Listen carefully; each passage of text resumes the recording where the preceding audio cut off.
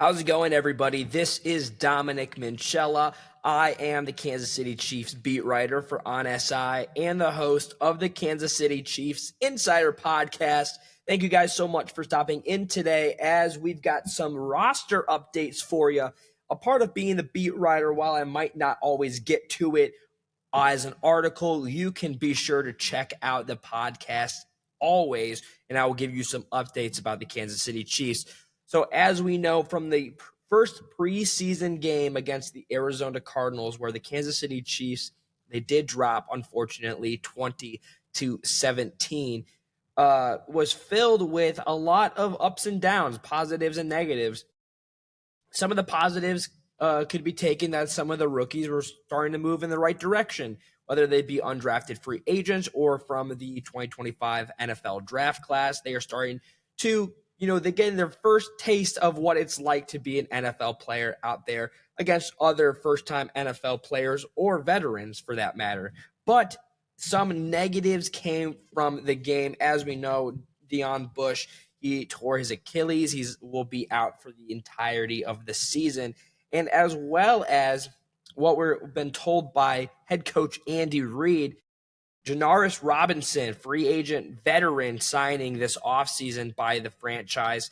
He missed practice on Monday, training camp practice, that is, due to a fracture in his foot.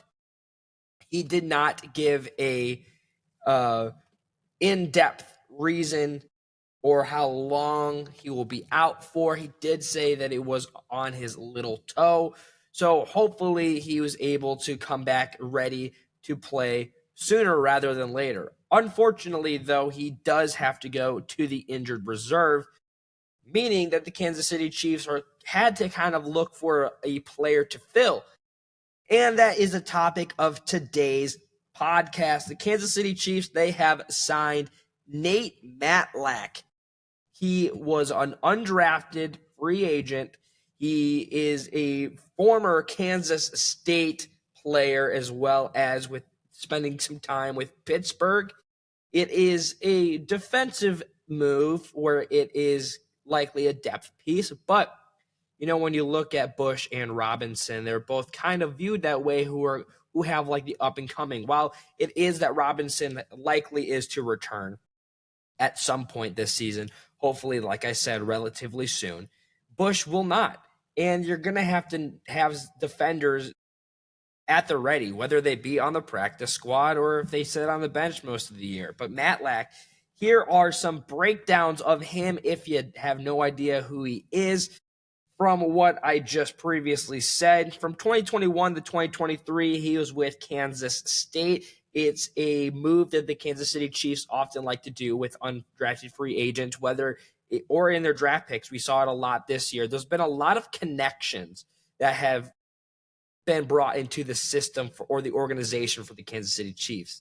For example, Tyquan Thornton and Mac Delana, they both have a previous experience with each other as players in a coaching standpoint or like a mentor standpoint, as well as the more popular version of it being George Karlaftis and Ashton Gelati, them being the mentor-mentee kind of thing.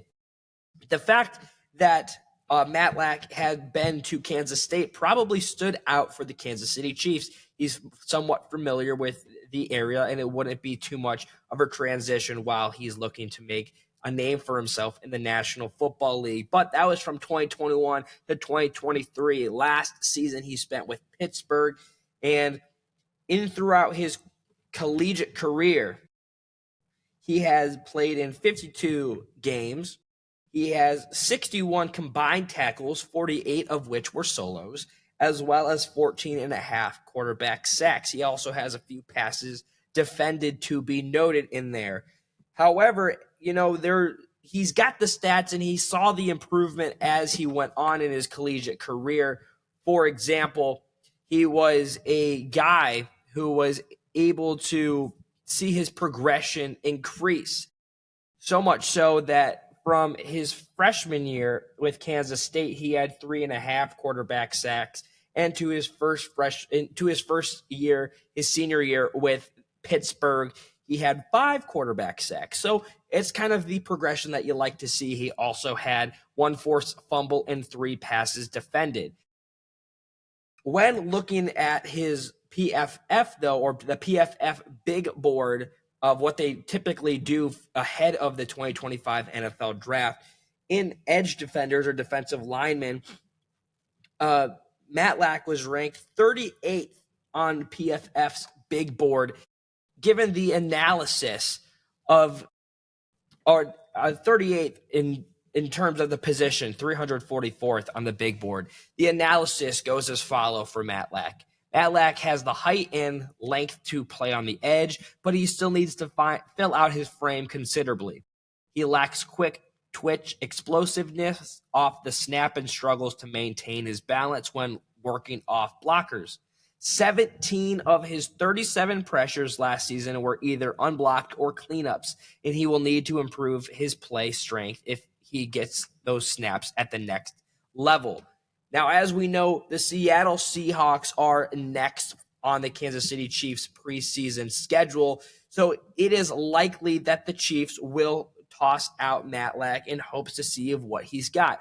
He will kind of be at a small disadvantage given that he had just been picked up as an undrafted free agent compared to the other guys who the Kansas City Chiefs felt it was necessary to pick as soon as the 2025 NFL draft concluded. That doesn't necessarily mean, though, that he's not going to emerge as a player who could be a guy to watch. We've seen a lot of undrafted free agents in Kansas City specifically over the last few years be able to make a name for themselves on this franchise.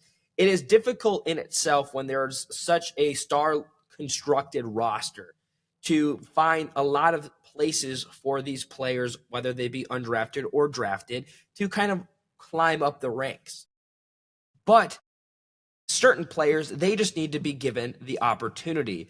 For Matlack, having assumed that maybe his NFL or his football playing career was over after not getting drafted, he has a newfound life in Kansas City in hopes that he is able to make an impression on defensive coordinator Steve Spagnuolo, build relationships with the guys on the defensive side of the football, as well as in the locker room. The Kansas City Chiefs, they love players that are good people both on and off the field. And if Matlack can prove himself to be one of those players as well as fine production, which we have seen at the collegiate level, it just needs to be translated into the pros. I think that it could be a great pickup so long as it, even if it is a depth piece. You never know how much depth pieces turn into superstars. Sometimes you just got a diamond in the rough.